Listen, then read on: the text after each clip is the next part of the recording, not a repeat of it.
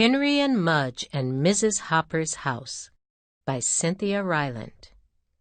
Illustrated by Carolyn Bracken in the style of Susie Stevenson. Genre: realistic fiction has settings that seem real, but the stories are made up. Next, you will find out what happens when Henry and Mudge visit a neighbor. Question of the week: what treasures can we share with neighbors? A Sweetheart Dance. Valentine's Day was coming. Henry and his big dog Mudge loved Valentine's Day because of the candy. They liked the candy hearts that said, "You're swell," and "Oh dear," and things like that. Henry read the words, and Mudge licked them off. They were a good team.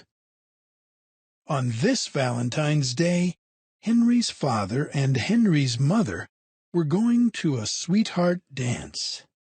Henry and Mudge would be staying with Mrs. Hopper. Mrs. Hopper lived across the street in a big stone house with droopy trees and dark windows and a gargoyle on the door. Henry liked Mrs. Hopper, but he did not like her house. "Are you sure Mudge and I can't come to the sweetheart dance?" Henry asked his father. "Only if you both promise to wear a tuxedo and shiny black shoes and waltz to the Blue Danube," said Henry's father. Henry looked at Mudge and tried to imagine him in a tuxedo and shiny black shoes, waltzing to the Blue Danube. "I think we better go to Mrs. Hopper's," Henry said. "Good idea," said Henry's father. "Because Mudge only knows how to tap dance," Henry said with a grin. Costumes. Mrs. Hopper wasn't like anyone Henry had ever met. She played the violin for him.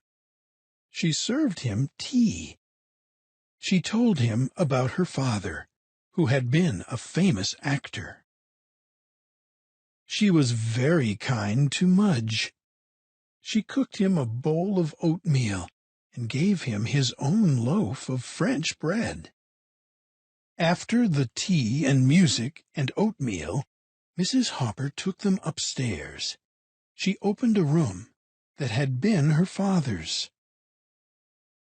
"Wow!" said Henry. The room was full of costumes. There were silk capes and tall hats and shiny coats. There were canes and swords and umbrellas. There were wigs. Mrs. Hopper put a wig on Mudge. "You look like a poodle, Mudge," said Henry. Mudge wagged and wagged. Henry and Mudge and Mrs. Hopper spent most of the evening in the costume room.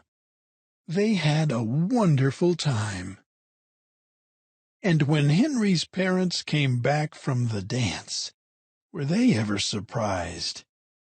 Mudge was a poodle, and Henry was a man. Henry wore a tuxedo and a hat and shiny black shoes. "I bet you didn't know I was this handsome," Henry told his dad, and everyone laughed and laughed.